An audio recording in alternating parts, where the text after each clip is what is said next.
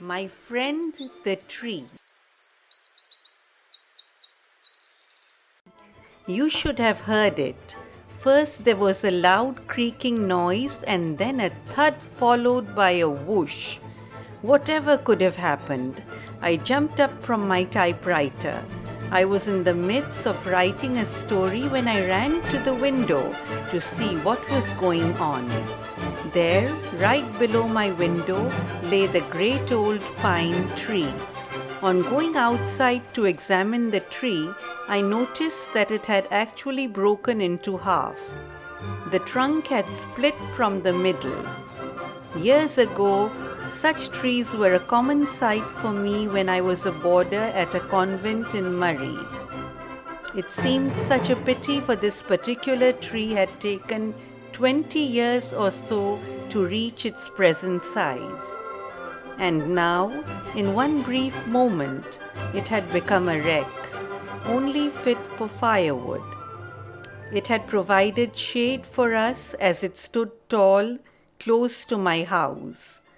The cause of its decay was not hard to find.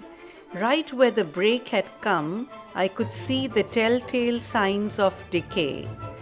Nobody had noticed this earlier. Indeed, to all appearances, this tree was as strong and healthy as any other near it, but the weakness was there just the same, slowly getting worse month after month and year after year. As I recollected memories of my past, I saw myself clad in jeans, about to climb my tree house that was built on this particular tree. I remembered the immense pleasure it had brought me, my friends and family. Could the place be such a great source of pleasure? This was a question that crept into the heads of my house guests when I would tell them of my tree house.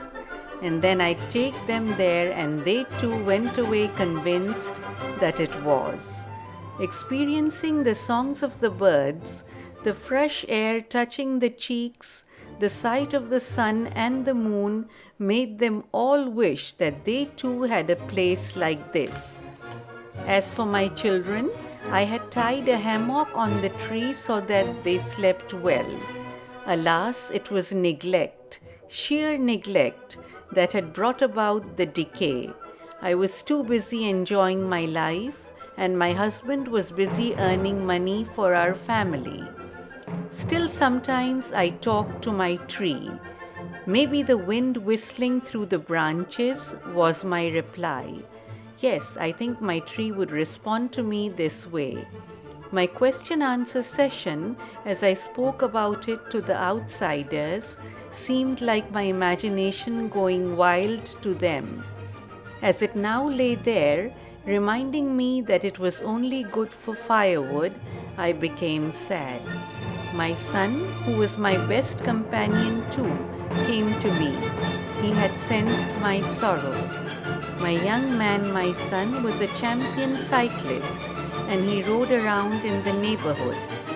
He got me specimens of trees and told me to select one for planting.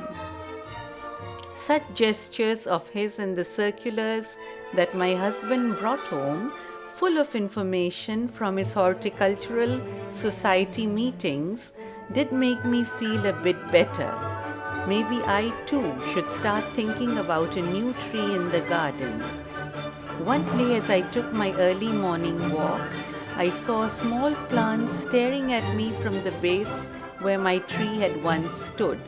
The seed of the parent tree had given birth to this plant, its roots taking possession of the space. A ripe green shoot was giving me proof of the continuity of life. Another story built up in my mind, a story with a happy ending. This little plant gave me reason to be joyous. My husband explained the phenomena to his society, and I did not tell him that the reason behind the growth of my plant was my talking to it. My friend had left a souvenir in its place, one that would always keep its memory alive in my heart.